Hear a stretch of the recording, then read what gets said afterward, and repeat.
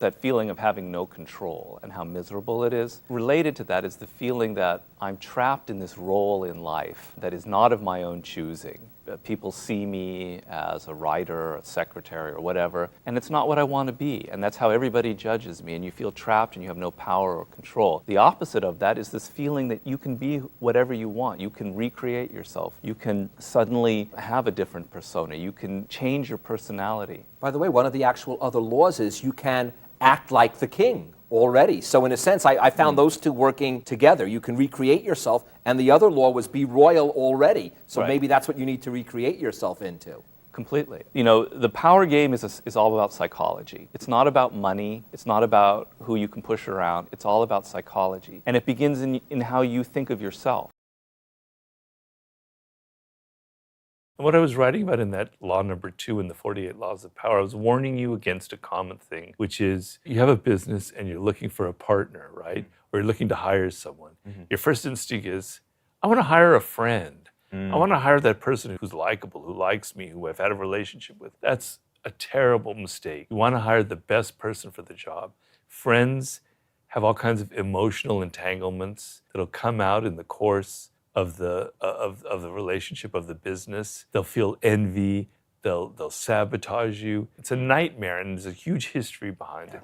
That's what that law is about. It's not about not having friends. How stupid would I be to say that? Friends are an incredibly important role.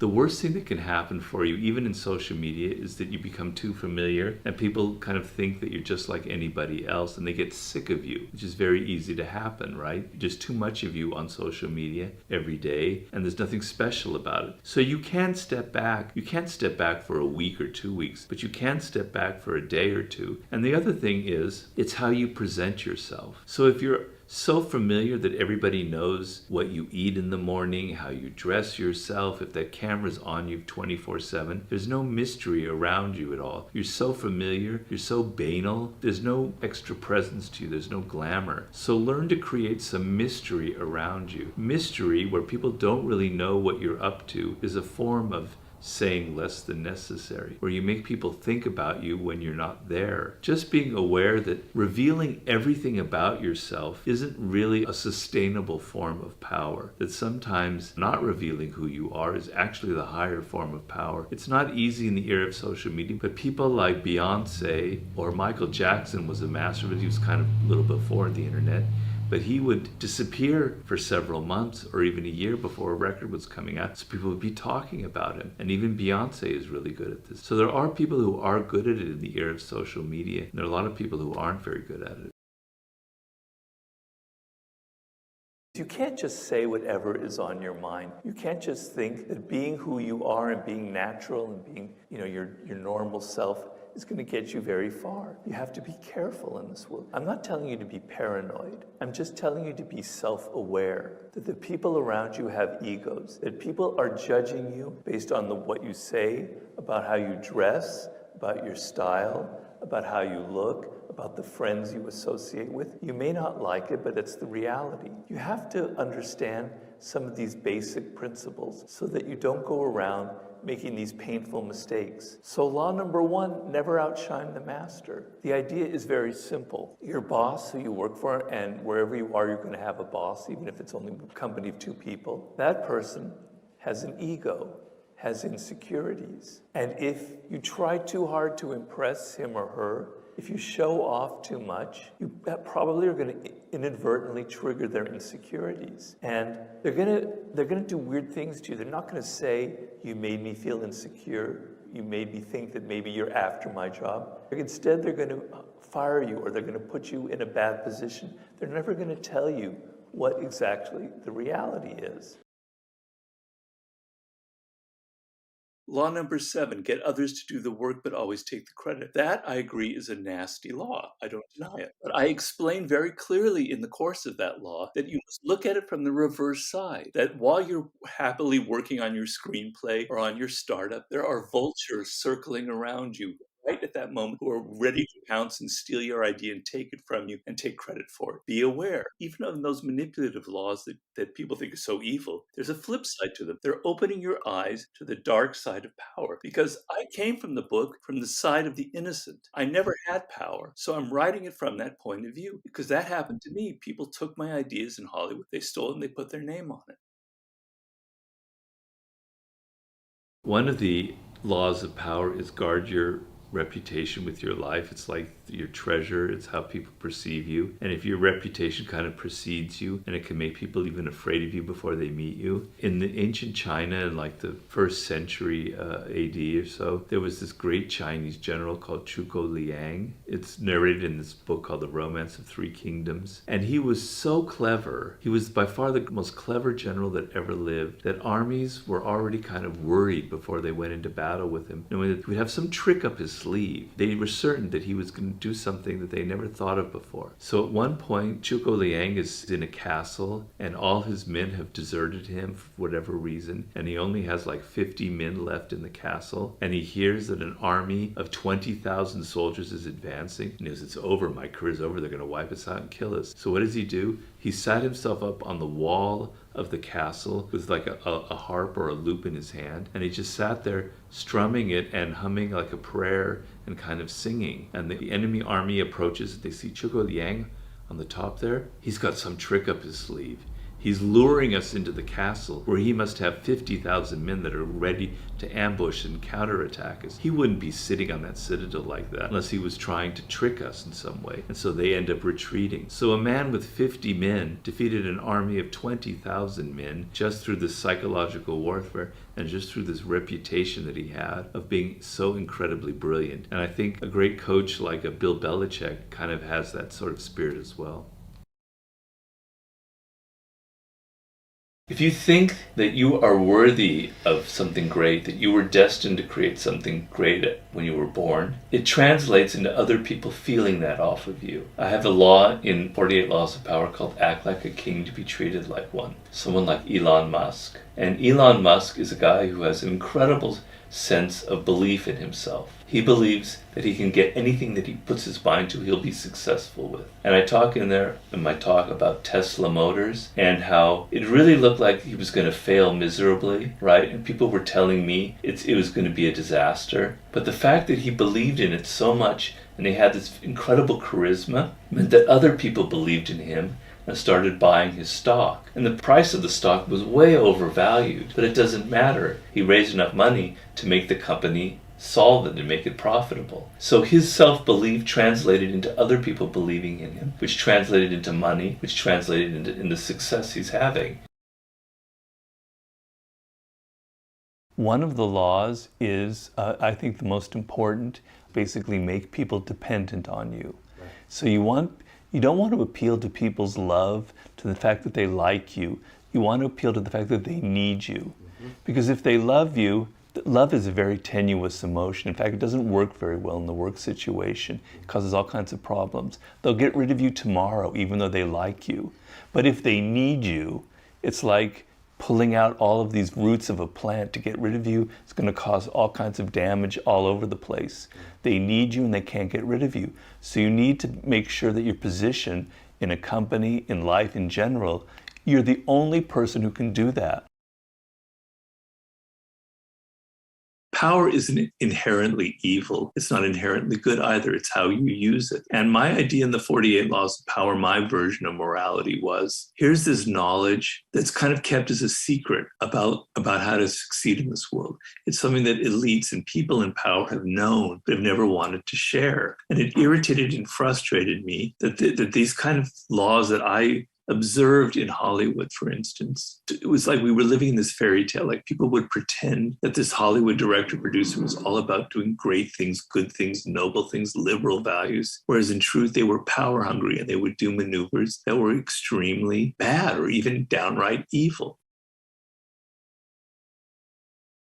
You are responsible for the things that happen in your life. You're the agent of what is good and what is bad. And when something bad happens to you, your natural tendency will be to look out in the world and blame this person, blame your mother, your father, your wife, your boss. But in fact, there's always a kernel of yourself that is to blame for what happened. And so the process that's involved that I talk about in the book is you look at yourself and you examine how perhaps something you did, something you said, something in your planning was wrong, and that was what caused this problem. And that should be a liberating thing, because what that means is you have power. You're not dependent on mommy or daddy or boss or whomever to please you, to bring you what you want. You are the one responsible for it.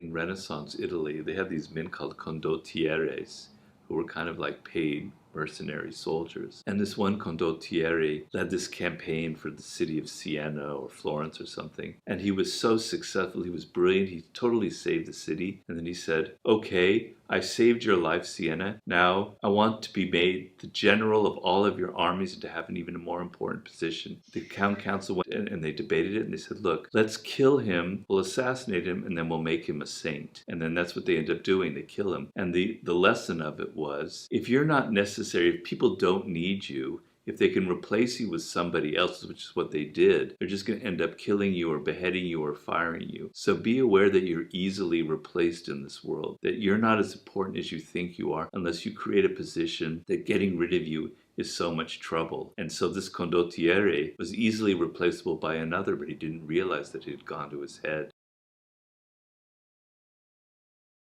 In my 48 Laws of Power, I talk about infection, where there are people who have an infecting power on you. They're surrounded by all kinds of drama. They continually present themselves as the victim of other people, whereas in fact, they're the ones that constantly draw this drama to them because that's how they survive. And you're going to find yourself involved with them, and it's going to be horrible to get out of the relationship. You're going to feel guilty. So develop the power to recognize them before you get involved. And I have in the Laws of Human Nature tons of advice about that, paying attention to people's nonverbal cues. A narcissist tends to have a very animated face, but a kind of a deadness in their eyes. They're kind of listening to you, but you can hear that they're actually thinking about themselves. They're not really connecting to you through the eyes. The face is alive, but the eyes are dead. There are signs, nonverbal cues that will show you that you're dealing with someone generally very self-directed.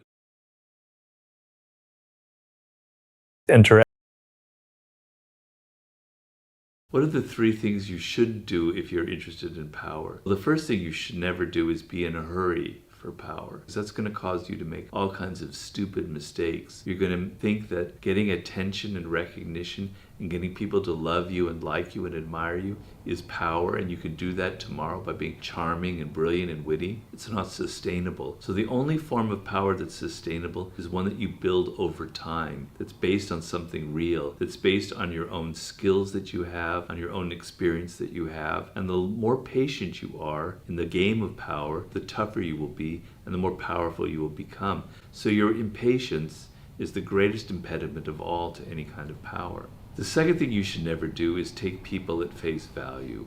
It's very difficult for us because we assume that the appearance of people is the reality. But people wear masks, they're incredibly tricky, they're incredibly elusive. Even your allies may not be as much of an ally as you think they are. So develop the habit of thinking that people are disguising something. It's not nefarious, it's not evil. You're just thinking that the appearance that they have of being so confident and so strong might actually be concealing deep insecurities, or that dramatic, charismatic person might be hiding deep levels of irrationality and even madness, an infecting type person. So don't ever take people at face value. Don't trust their appearances. And the third one is, don't try to be like other people. It's very, very difficult because we're conformist by nature, and we want to imitate what's out there. We look at icons and people in media and we say, I want to be just like him. I want to be just like her. I want to have that kind of attention and that kind of success. And the most powerful people, the most successful people in the world, they're one of a kind. There's never been anyone else like them. They're so weird, they're so different, their style is so unique that is their source of power. Trying to run away from that and trying to be like other people and trying to imitate them only means that you're incredibly replaceable. So if you're just like everybody else, there's no reason for anybody to hire you in the long run, because eventually they can replace you with someone younger and cheaper. But if you're truly an original, if you're truly different, if you have skills that nobody else has, if you have something to say and express that no one has expressed before, that is the ultimate position of power. No one can get rid of you. People want more and more of you instead of less and less of you. I try to remove the kind of taboo or the negative associations we have with a word like power or with the word ambition. I try and say ambition is a good thing. It means that you believe in yourself, you have some self-love, and you believe you're worth something, and you want to go out and achieve and create something worthwhile for other people. So ambition is a positive thing. But so many people are just kind of embarrassed about being a human being, embarrassed about our primate nature, embarrassed about our own aggressive impulses.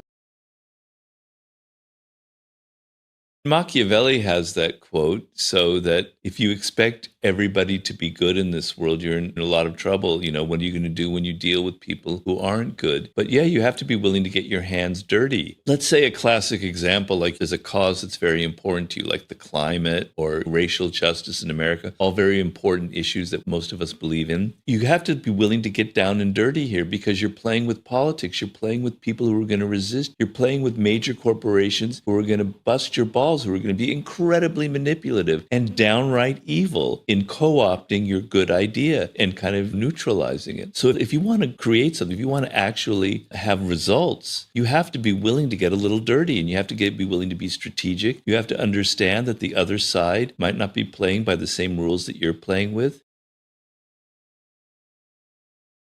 Malcolm X said, absolute power corrupts, but powerlessness corrupts even more. So the feeling that you don't have any power is even more corrupting, because it makes you passive aggressive. It turns you into these warriors who think they're doing something and you're not even aware of what you're really after. That was the whole point of the 48 Laws of Power. It was an inflection moment in our culture and our history where I was getting really upset with all of the political correctness and all of the squishy self-help books out there and trying to appeal to our good side, and things like ambition or power were ugly words. Man, I hated that. I thought it was so hypocritical. But I want people to admit, if you were saying look at yourself, that you have this desire for power. It can twist you. You can look for it in wrong ways, most definitely. But at least come to Jesus, come to Muhammad, and admit that that's who you are, that that's what's motivating you in your behavior. And from there, we can start seeing, well, maybe there are more constructive forms of power that I can go after. There are 48 laws, right? 48, that's the number, okay? I could count maybe 4, maybe 5 overtly manipulative laws in there. There are 44, 45 others that are not manipulative at all. Plan all the way to the end, create compelling spectacles, despise the free lunch, which is about being generous. In victory, know when to stop, don't go too far. Work on the hearts and minds of other people. Be the perfect courtier. Don't isolate yourself in a fortress. Demonstrate your ideas, don't argue. There's nothing evil, there's nothing manipulative about that. But people pick out the chapters that are the most egregious. That's manipulation in my mind.